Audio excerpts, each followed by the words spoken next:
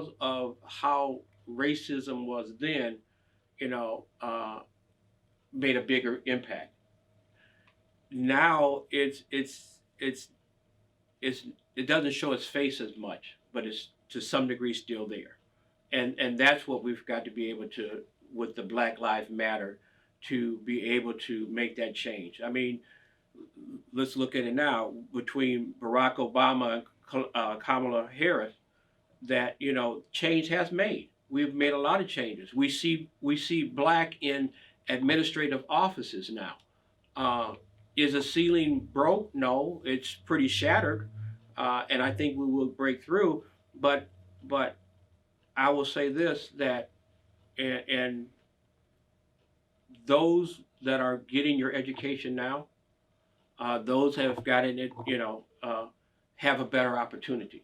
You have that opportunity now more than you had back during your civil rights. They kept some mess going, if you want to call it mess, but it's really a lot of protesting that was going on, and they were fighting for better conditions for black people and for civil rights, et cetera, et cetera. The same thing that King was fighting for, but they fought and they did their uh, activity in a different way. And at the same time, of course, there was Malcolm X. Yeah. And the Black Muslim movement. And so, as you know, King and Malcolm X, they had a meeting at one time, but their philosophies were somewhat different. Yeah, but they were actually fighting for the same thing, for the betterment of the black race. Yeah. So everybody was trying to make conditions better in America for black people. And finally, we get to today. So, how do you feel like the Black Lives Matter protest is different from the civil rights and the Black Power protest? Well, both of them are all, let's say all three of them, they depended on rallies and they took it to the street. Let's put it like that. Right. I'm looking at this picture that I took when I went to the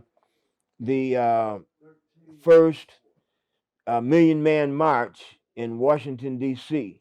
That's in Washington. Yeah. That's right in front of that. Yeah, that's in Washington at the first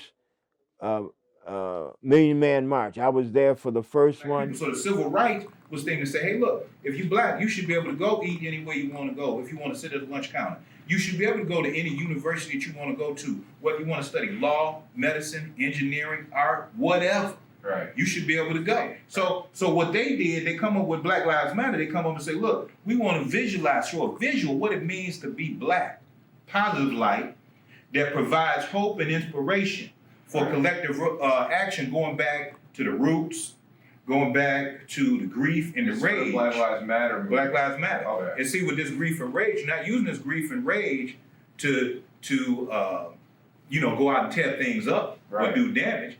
You transforming that, right? Right. You transforming that into visions and dreams. Now, people. What's the backstory? The backstory is you can't tell a young man or young lady at 16, 17, 18 who's reading in the 5th and 6th grade level to then occupy his time going through the school, going through the hallways, and knowing he or she cannot read or write. That's put him at a disadvantage already. We have to catch that early on. How do we catch that early on? We must really push the fact that our young, particularly African American boys, I'm going to say all young kids must have early childhood education. If I see this one thing, what is the killing of our young black men starts way before the actual killing happens. It starts why he or she don't have the confidence to read in front of their girlfriend, in front of their kid, who don't have the self-esteem to go out there and be interviewed by YouTube. who walk down the hall with their head down because they don't want no one to really ask them that question or read in front of the class.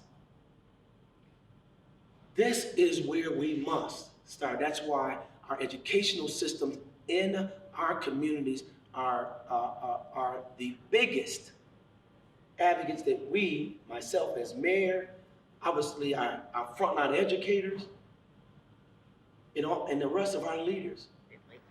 You're in school to get an education. So that's your main focus. Everything else will come later.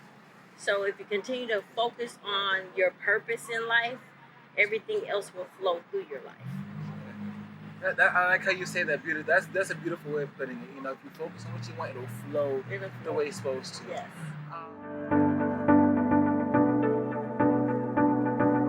Whatever you do in life, you're always going to have haters, but you have to block them haters out. You have to stay focused and continue to walk your path of success. Tune out the negativity. You want to surround yourself with positive individuals who are going to push and encourage you, okay?